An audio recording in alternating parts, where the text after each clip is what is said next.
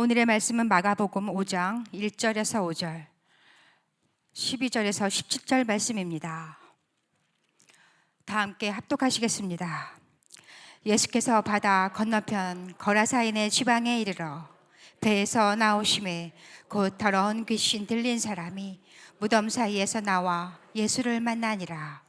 그 사람은 무덤 사이에 거처하는데 이제는 아무도 그를 쇠사슬로도 맬 수 없게 되었으니 이는 여러 번 고랑과 쇠사슬에 매였어도 쇠사슬을 끊고 고랑을 깨뜨렸음이러라. 그리하여 아무도 그를 제어할 힘이 없는지라. 밤낮 무덤 사이에서나 산에서나 늘 소리 지르며 돌로 자기의 몸을 해치고 있었더라.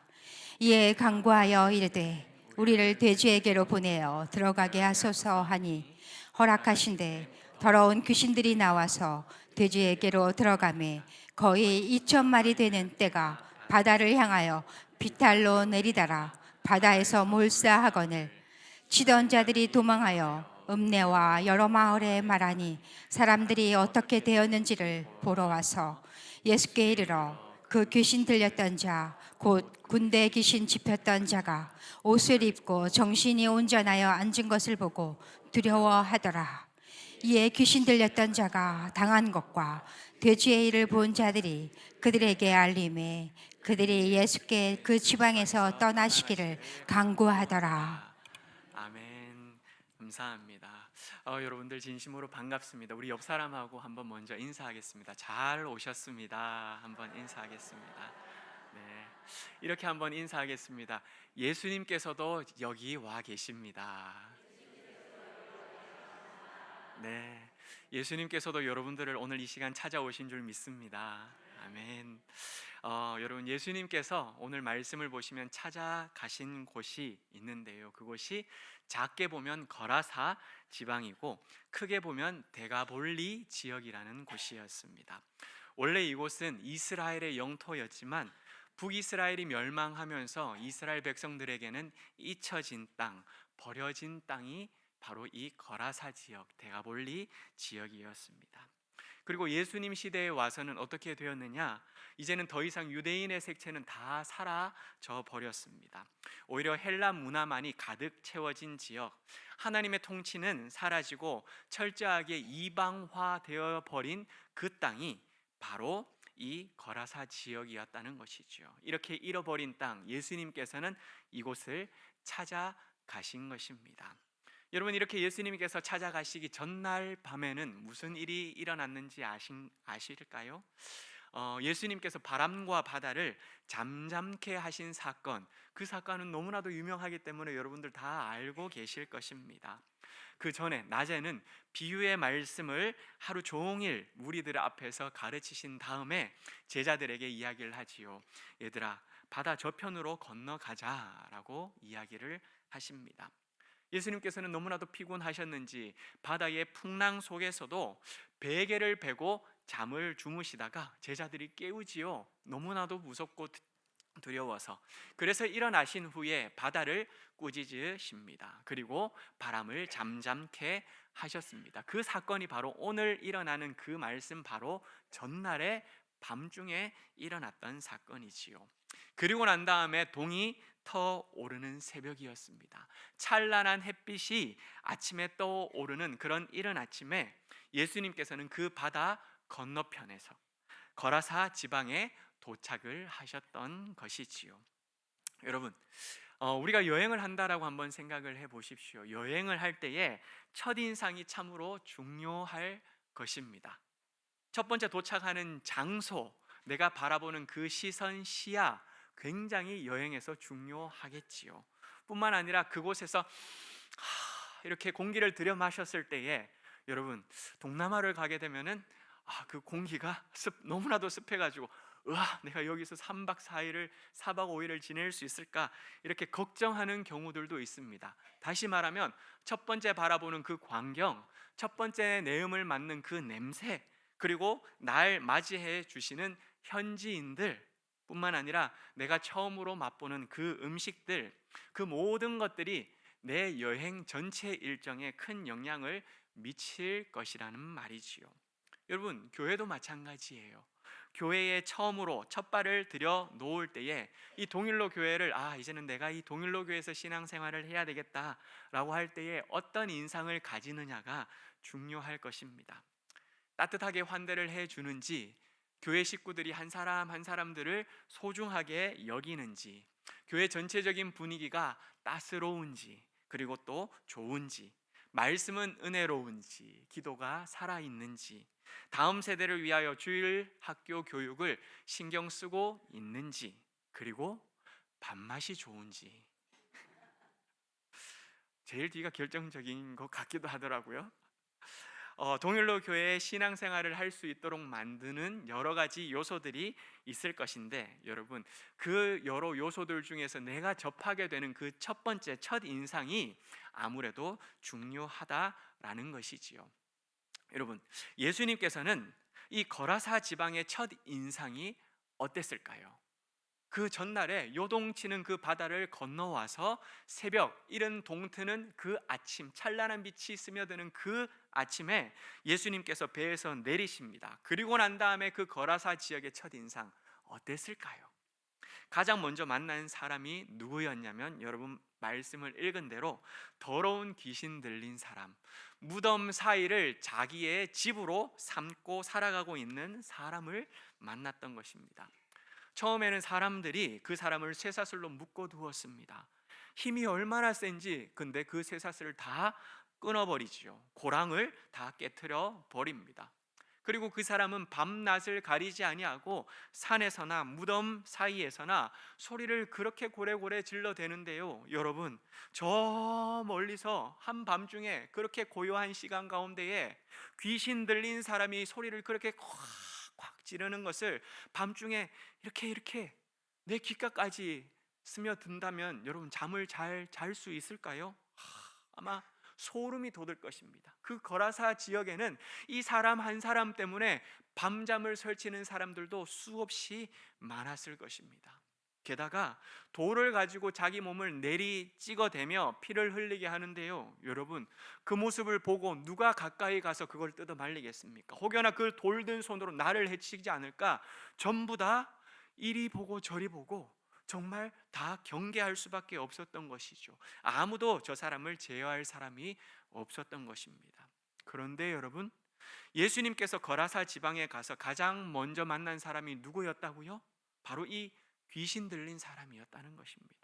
그리고 오늘 이야기가 마무리되는, 여러분들 20절까지 읽었는데요, 마무리가 되는 20절과 21절 말씀을 보시면요, 예수님께서 배 타고 왔다가 다시금 배 타고 반대편으로 건너편으로 돌아가는 장면이 21절에 나옵니다. 무슨 말일까요? 거라사 지방에서 가장 먼저 만난 사람도 이 귀신 들린 사람이었고, 거라사 지역에 와서 마지막으로 만난 사람도 같은 사람, 귀신 들린 사람이었다는 것입니다. 이 한 사람뿐이었다는 거예요. 무슨 의미일까요? 거라사 지역 데가볼리 지방에 예수님께서 당도하셨을 때 만나 뵀던 사람, 그 첫사람에 대한 인상이 너무나도 안 좋아서, 야, 나 여기서는 더 이상 사역 못하겠다, 그냥 떠나가야 되겠다, 나를 반겨줄 수 있는 사람 앞으로 내가 가겠다, 그렇게 해서 방향을 돌리셨던 것일까요? 아니에요. 아닙니다.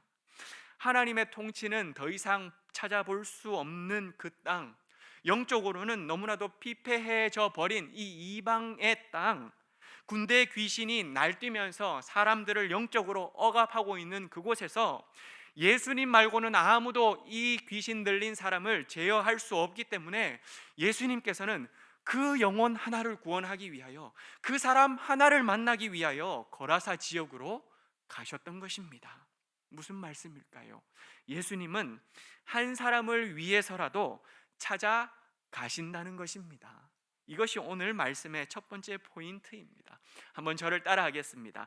예수님은 한 사람을 위해서라도 찾아가십니다. 여러분, 예수님은 한 사람을 위해서라도 그곳을 찾아가셔요.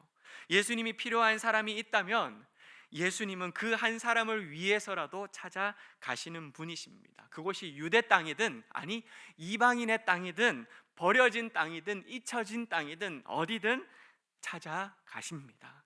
가는 길에 풍랑이 일고 배가 뒤집힐 정도로 너무나도 험난하고 어려운 여정이었다 할지라도 예수님은 그것을 상관하지 않으시고 단 한 사람을 위해서라도 그곳에 예수님이 필요한 사람이 있다면 그곳으로 가신다라는 것이지요.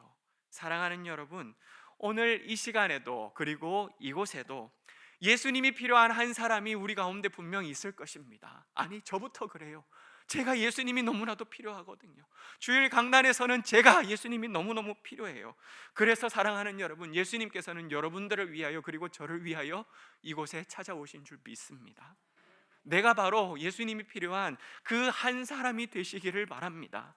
나에게 찾아오시고 역사하시는 그 예수님을 사랑하는 여러분, 오늘 이 시간에도 만나는 우리 모두가 되기를 간절히 소원합니다. 예수님께서는 이 귀신 들린 사람에게 말하였습니다. 더러운 귀신아, 그 사람에게서 나오라. 한 영혼을 파괴하고 망가뜨리는 이 악한 귀신아, 그 사람에게서 나오라.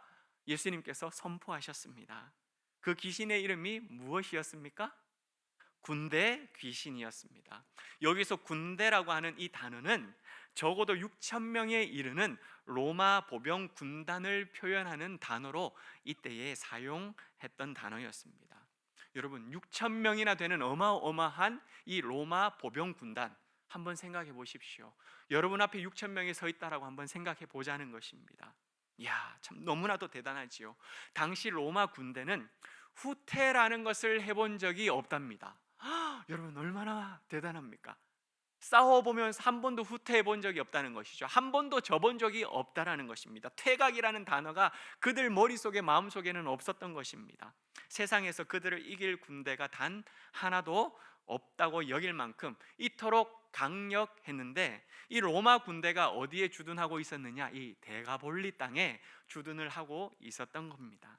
이런 의미로 볼 때 여러분, 군대 귀신이라고 함은 그 귀신의 힘이 얼마나 강력했는지를 아시겠지요?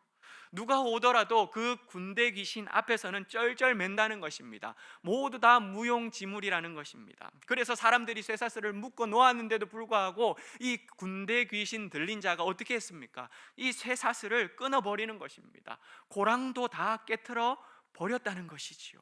아무도 그를 제어할 능력이 없었던 것입니다. 하지만 재미있는 사건이 이 오늘 말씀에 나오고 있습니다. 그 군대 귀신이 예수님 앞에서는 어떤 모습이었을까요? 여러분, 10절 말씀인데요, 자기를 그 지방에서 내보내지 말아 달라고 지금 뭐 하고 있지요? 간구하고 있습니다. 누가복음에서는 같은 본문인데요, 무적행으로 우리를 들어가라 라고 이렇게 명하지 말아주세요 라고 거기서도 간청하고 있습니다. 12절 말씀도 한번 보시면요, 우리를 돼지에게 들어가게 해달라라고 또한 간구하고 있는 모습도 보게 되지요.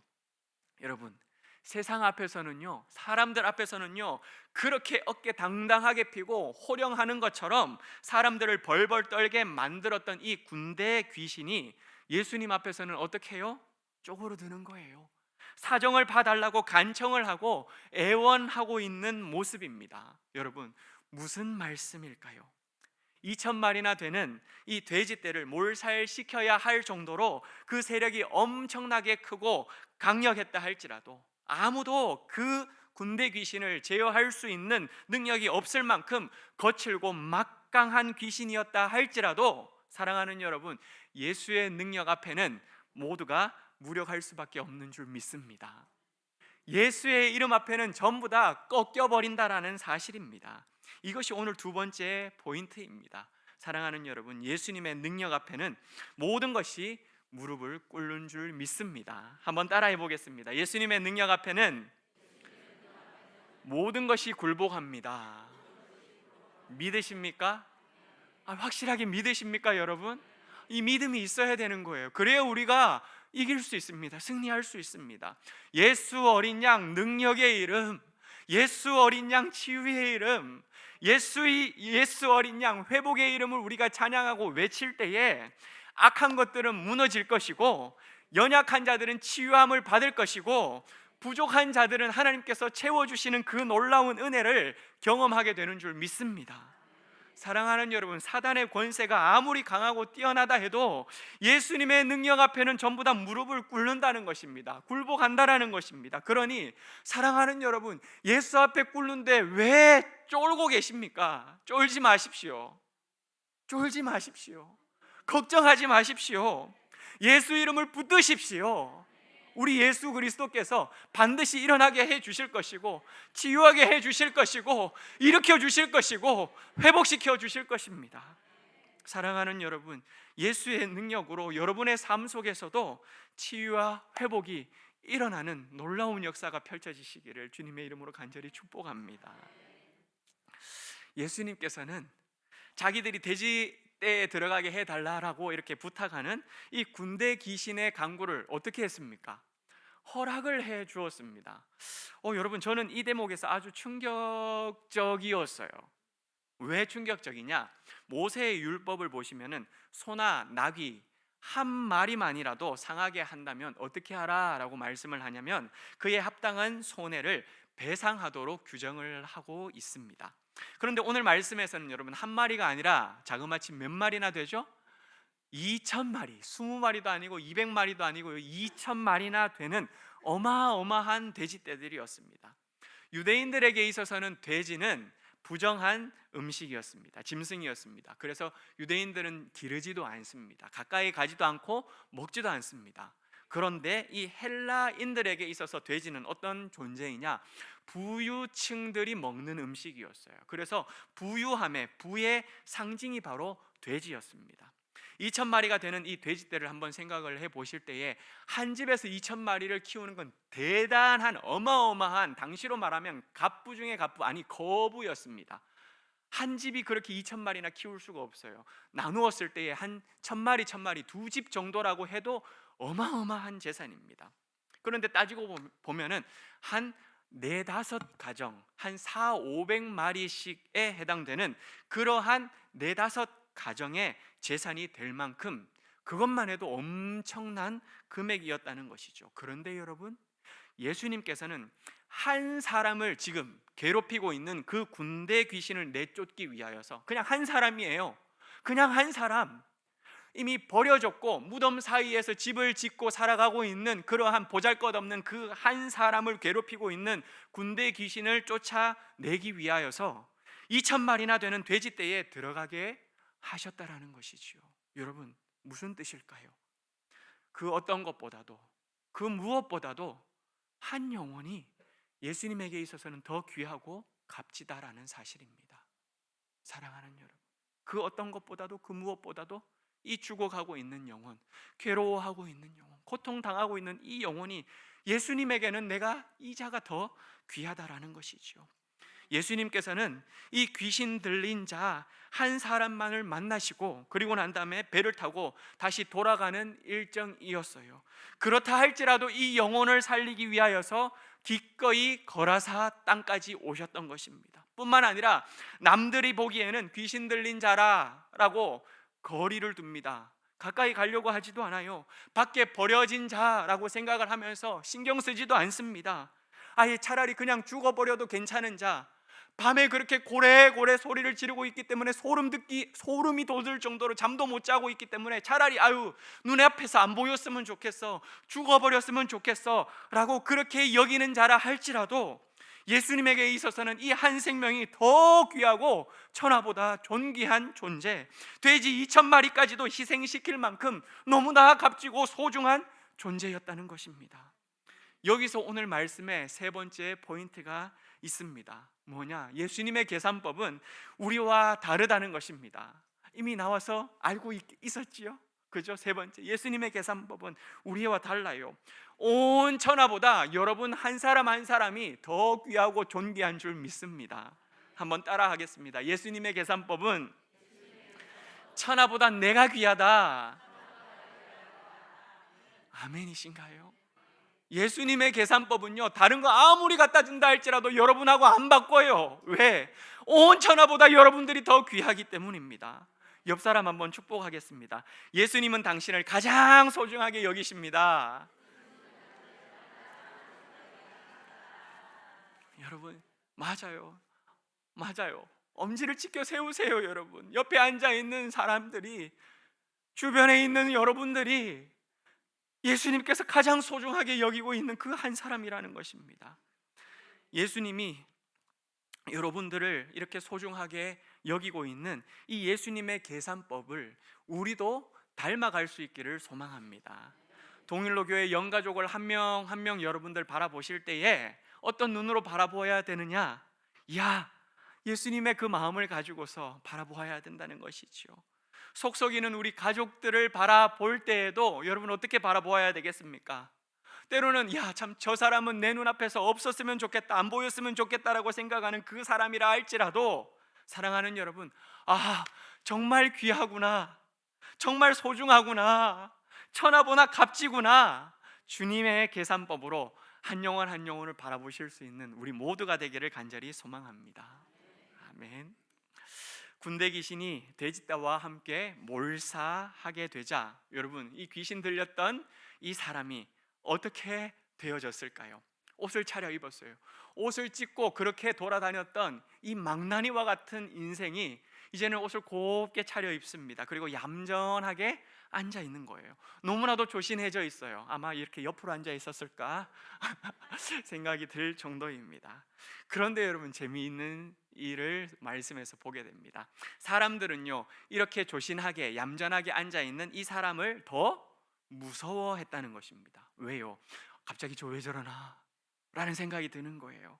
아니, 또 저러다가 또 무슨 일이 일어날지 몰라, 가까이 가지 말자, 가까이 가지 말자, 아는 체 하지 말자, 눈 마주치지 말자, 이렇게 의심하면서 경계했던 것이지요. 왜 사람이 여러분 한순간에 바뀌었다라고 이야기를 하면 뭐라고 이야기를 합니까? 아이, 불길해, 아이, 뭐 찜찜해, 뭐 이상한 일이 일어날 것 같아, 저 사람 왜 저래, 이런 이야기들 우리 하지 않습니까? 마찬가지예요. 이런 일들이 일어났다라는 것입니다. 여러분 중에 혹시 신현욱 목사님이라는 그 이름을 들어본 분 계실까요? 아시는 분 계실까요? 어, 한두 분, 네, 이야기가 나왔어요. 이분이 누구냐? 신천지에서 교육 담당관을 할 만큼 신천지 교육의 뼈대를 잡으면서 모든 그 사람들을 교육해가는 그런 교육 담당자를 역임하는 그런 아주 중요한 사람이었어요. 신천지의 뼈대, 신천지 교리의 핵심을 수정하고 보완하면서 이렇게 계속해서 업그레이드를 시켜나가는, 여러분, 교리가 계속 업그레이드 된다는 게 말이 됩니까? 하나님의 교리는 절대 업그레이드 안 됩니다. 여러분, 그런 이야기를 하면 나오시길 바랍니다. 저는 업그레이드를 시킬 능력이 없어요. 우리 교회 잘 오셨어요. 능력 없는 자가 여기에 있으니까. 그런데 여러분, 이 신현웅 목사님은 이렇게 신천지 교리를 수정하고 보완하면서 자꾸 업그레이드를 시키는 거예요. 왜? 이만희한테 맞춰야 되니까. 그 일을 감당하는 사람이 신현웅 목사님이라는 분이었어요. 그때는 목사님이 아니죠. 신현욱 교육장이었어요. 그런데 그분이 신천지에서 탈퇴를 합니다. 탈퇴를 하는데 죽인다고 협박을 하고 사람들이 찾아오고, 그런 가운데서도 목숨을 걸고 신천지를 빠져나온 후에 어디를 가느냐? 총신대학교를 입학해요. 총신대학교를 입학하는데 아마 교수님들도 면접을 하고 입학시킬 때 고민을 많이 하셨을 거예요. 그런데 여러분, 사람들의 반응은 어땠을까요? 제가 같이 수업을 들었어요. 총신대학교 학부를 다니면서 목사님하고 같이 수업을, 그때는 전도사님이었는데 함께 수업을 듣는데, 수업 시간에 앉아 있으면서도 제 마음 가운데 의심이 생기더라고요. 뭐 어떻게 해요? 왜 총신 왔지? 왜 총신 왔지? 딴 데 가도 되는데 왜 총신 왔지? 1차적으로. 그리고 두 번째, 개종했다고 말하는 것도, 그리고 신천지들이 찾아와가지고 협박한다라고 하는 것도 전부 다 뭐 하는 거다? 짜고 치는 거. 그렇지, 어떻게 이렇게 지금 짜고 치는 것처럼 잘 맞으십니까? 그렇게 짜고 치는 것처럼 그렇게 말하고 있는 건 아닐까? 끊임없이 의구심이 드는 것입니다. 기독교 교리를 제대로 연구해서 이것을 신천지에 접목하려고 하는 것은 아닐까? 나중에 말하기를 총신을 다 마치고 난 다음에 학부부터 다녔거든요. 그러니까 그분은 7년을 다녔어요. 총신을 다시금. 학부 4년, 신대원 3년. 그렇게 총신을 다니면서 아하, 이 성경은 거짓말이다, 오히려 신천지가 진짜다, 이렇게 기독교를 비난하기 위하여서 지금 위장 전술을 펼치고 있는 것은 아닐까 경계하고 두렵더라고요. 그런데 지금은요, 어떻게 지내고 있느냐? 구리 쪽에서 신천지에 빠졌던 사람들을 개종하기 위해 온 힘 다해 사역하고 있어요. 지금도 여전히 위협을 당하고 있고 협박을 당하고 있는 가운데서도 17년째 한결같이 신천지에서 빠져나오도록, 그리고 신천지에서 나온 사람들을 다시 한번 이렇게 그 마음에 악한 것들을 다 빼낼 수 있도록 그렇게 교육하는 데에 온 힘 다하고 있다는 것입니다. 신천지라는 이 악한 사단의 세력에, 이 사탄의 눌림에 벗어나 지금은 예수님과 가까워진 새로운 삶을 살아가고 있다는 것이지요. 여러분, 바울은 어떻습니까? 다메섹에서 자신이 핍박하고 있는 그 예수 그리스도를 빛 가운데 만나고 새 사람이 되었습니다. 그렇게 새 사람이 되었음에도 불구하고 초대교회 그리스도인들은 어떻게 바울을 쳐다보고 대하였죠? 얼마 동안은 가까이 가지도 않았어요. 저 바울 날 잡아 죽이기 위하여서 저렇게 개종한 것처럼, 변한 것처럼 저렇게 행세하고 있는 것은 아닐까? 모두가 거리를 두면서 두려워했던 것을 우리가 성경에서 볼 수 있지 않습니까? 이처럼 사람이 한순간에 변하고 얌전해지면 예전보다 더 소스라치게 놀라고 경계를 하게 된다는 것입니다. 그런데 여러분, 예수님의 기적을 맛본 사람들의 특징, 여러분, 변한다라고만 생각은 하는데요, 이렇게 180도 바뀌었다라고만 생각하는데 여러분, 아니에요. 그보다 더 중요한 특징이 있습니다. 무엇이냐? 18절 말씀이거든요. 함께 18절 말씀을 읽어보겠습니다. 예수께서 배에 오르실 때에 귀신 들렸던 사람이 함께 있기를 간구하였으나. 아멘. 여러분, 예수님을 제대로 만난 사람의 중요한 특징이 뭐라고 색칠 공부가 되어 있습니까? 네, 여러분, 함께 있기를 간구한다. 함께 있기를 원하는 것입니다. 누구랑 함께 있기를 원하는 것입니까? 예수님과요. 여러분, 예수님을 제대로 만난 사람은요, 변화되었다 그러고 따로 혼자 살아가는 게 아니라, 내 마음대로 살아가는 것이 아니라 뭘 하고 싶어 한다고요? 예수님과 함께 있고 싶어 한다라는 것입니다. 이게 바로 예수님을 만난 사람의 특징이에요. 가장 핵심적인 특징입니다. 한번 따라하겠습니다. 예수님의 은총을 입은 자는 예수님과 함께 있기를 원한다. 여러분, 네, 은총을 입은 자는 예수님과 함께 있기를 원합니다. 예수님이 나의 영원한 치료자임을 알기 때문에 예수님과 함께 있고 싶어 한다는 것이지요. 예수님이 내 인생의 구원자라고 하는 사실을 깨달았기 때문에 예수님 곁에 있고 싶은 것이 이 구원받은 자, 은총받은 자의 특징이라는 것입니다. 제가 신학교를 다닐 때였어요. 강의하러 오셨던 목사님들이 계셨는데 신학교 들어가고 난 다음에 제 마음에도 이제 은혜가 되었어요. 그러면서 강의하러 오신 목사님이 너무나도 좋아서 제가 찾아갔습니다. 목사님, 저 목사님 교회에서 사역하고 싶습니다. 저 부교육자로 써주십시오 라고 이야기를 드렸죠. 목사님께서 이야기를 하셔요. 미안하다 은규야, 인턴도 파트도, 그 교회에는 인턴 사역자도 있고 파트 사역자도 있고 이제 전임 사역자도 있는 목사님이셨어요.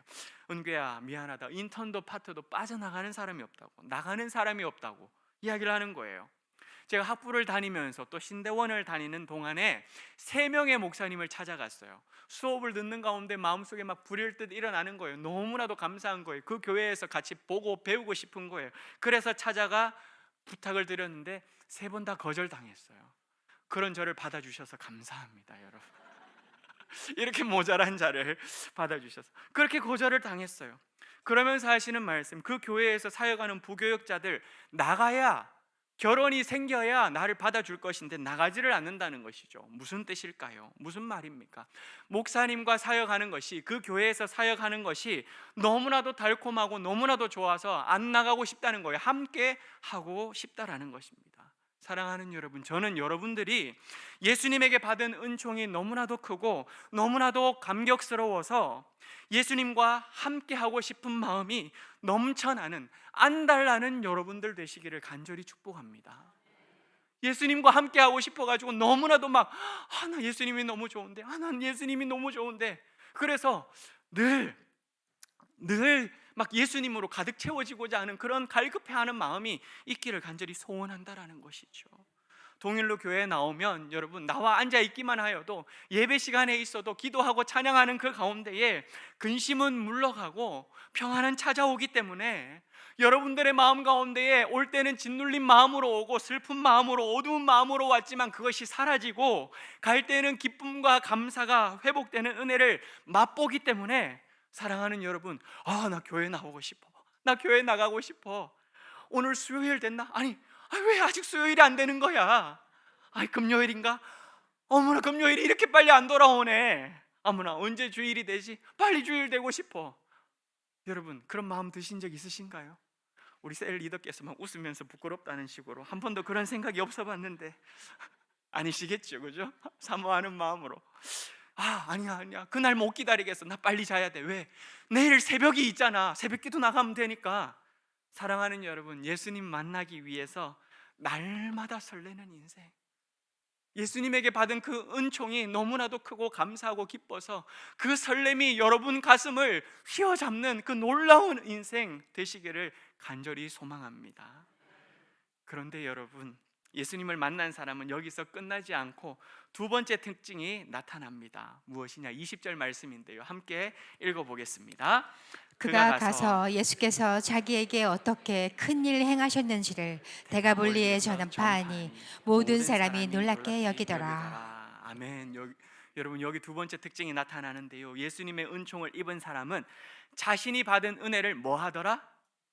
전파하며 살아간다라는 것이죠. 한번 따라하겠습니다. 예수님의 은총을 입은 자는 사명자로 살아갑니다. 여러분, 사명자로 살아가더라고요. 전파하며 살아가더라고요. 내가 받은 그 긍휼의 은혜를, 불쌍히 여겨주신 그 하나님의 사랑을 내가 나누고 전파하며 살아가더라는 것입니다. 귀신 들렸던 사람은 예수님을 따라가기를 원했지만 예수님께서는 그리하지 아니하시고 그 사람에게 사명을 주셨어요. 뭘 하라고 하셨을까요? 먼저는 집으로 가라고 하셨어요. 집에 가라. 그리고 두 번째는 가족들에게 너의 사실을 알려주어라. 이 두 가지 사명을 주셨어요. 그런데 여러분, 이 사람은요, 자기 가족뿐만 아니라 데가볼리라고 하는 이 단어, 데카폴리거든요. 데카라는 말은 10, 열이라는 뜻이고요, 폴리는 폴리스, 도시라는 뜻인데요, 거라사를 포함한 10개의 행정구역이 하나로 합쳐진 큰 데카폴리, 이 큰 대도시를 이루고 있는 데카폴리 전역을 다니면서 자기를 불쌍히 여겨주신 그 예수님의 은혜를 전하는 첫 번째 사도가 된 줄 믿습니다. 여러분, 예수님의 제자들보다도 앞서 그 데카폴리를 돌아다니면서 집으로 가라, 가족들에게 이야기를 해라. 그런데 데카폴리까지 나아가서 예수 그리스도의 은총을 전하는 사도가 되었다라는 것이지요. 사랑하는 여러분, 저는 여러분들이 예수님께서 베풀어 주신 그 은총, 예수님에게 받은 그 은총이 너무 크고 너무 감격스러워서 예수님께서 여러분들에게 베풀어 주신 그 불쌍한 여겨주시는 그 은혜가 너무나도 값져서 가족들에게도, 이웃들에게도, 친구들에게도, 일하는 동료들에게도 예수님의 사랑을 전하는 행복한 인생이 되시기를 주 예수 그리스도 이름으로 간절히 소망합니다. 사랑하는 여러분, 여러분 인생이 무덤 사이에 거처를 잡은 것처럼 사망의 그늘이 드리워져 있는 그러한 인생을 살아가고 있는 그런 분들 혹 계십니까? 정신적으로나 정서적으로나 고통당하고 있는, 얽매여서 고통당하고 있는 분들이 혹 있으실까요? 어디에 사로잡힌 듯 도박에, 음란에, 술과 담배에, 수많은 중독에 빠져나오지 못하고 허우적대면서 이 귀신 들린 사람처럼 돌을 들고 자신의 몸을 해하는 것처럼 여러분들의 몸을 스스로 해하면서 해치면서 그렇게 고통 중에 하루하루를 살아가고 계시는 분들이 혹 계실까요? 옆에서 아무리 나를 제어하려고 붙든다 할지라도 모든 것들을 다 깨부셔버리며 그렇게 제어할 수 없는 그 상황 앞에 놓여져 있기 때문에 가족들이 혹여나 눈치만 보고 있는 그러한 상황에 놓여져 있는 분들 계실까요? 밤낮 무덤 사이에서나 산에서나 고래고래 소리를 지르지 않고서는 하루하루를 살아갈 수 없어서, 견딜 수 없어서 너무나도 고통스러운 시간을 보내고 있기 때문에 그렇게라도 해서 내가 살아야 되겠다, 그렇게 시간을, 하루를 보내고 계시는 분 혹 계실까요? 귀신 들린 자처럼, 그를 묶어 두었던 것처럼 나도 내 문제를 묶어 두면 되겠지, 가두어 두면 되겠지, 그러면 언젠가는 해결되겠지, 그렇게 생각하면서 여러분, 내가 그것을 묶고 있고 가두어 놓고 있고 숨겨놓고 덮어놓고 있는 분들은 혹 없으실까요? 사랑하는 여러분, 내가 참는다고 문제가 해결되는 것이 아닙니다. 내가 감추어 놓는다고 여러분 그 문제들이 사라지는 것이 아닙니다. 귀신 들렸던 사람처럼 내 안의 문제는요, 내가 가지고 있는 이 문제들은 예수님을 만나고 예수님 앞에서 해결받아야지만 그 문제가 해결될 수 있다는 것입니다. 어떤 분이 이렇게 이야기를 하시더라고요. 예수를 제대로 만나고 나니까 내가 그렇게 달고 맛있었던 술이 이제는 너무나도 입에 대기 싫을 정도로 너무 쓰더라 라는 이야기를 저는 들었을 때가 있었어요. 그래서 제가 그랬죠. 오늘 소주 한 병 먹어야 되겠다고. 여기 소주 한 병 주세요. 이렇게 제가 장난까지 친 적도 있었어요. 그런데 진짜 너무나도 쓰다는 거예요. 아무것도 안 먹고 싶다는 것입니다. 어떤 이들은요, 줄담배를 그렇게 끊임없이 피워대는 분이셨는데 어느 순간 되니까 이 냄새가 시궁창 같은 냄새가 올라오더라는 거예요. 자기는 한 번도 그런 생각을 생각해 본 적이 없대요. 담배가 그렇게 달콤하고 맛있었다는 거예요. 옆에서 냄새 맡고 있는 저는 너무나도 괴로웠는데, 그런데 예수님께서 만나 주시고 난 다음에 이야기를 하는데 시궁창 냄새가 나더라는 거예요. 그래서 한순간에 끊어 버렸다라는 것입니다. 사랑하는 여러분, 의지적으로 내가 끊어보려고 아무리 발버둥 쳐도 안 되던 그 문제, 예수님이 역사하시면 끊게 되는 줄 믿습니다. 여러분들을 사로잡고 있는 그 모든 문제들 예수님이 역사하시면, 함께 하시면 뒤집어 놓으시는 줄 확신합니다.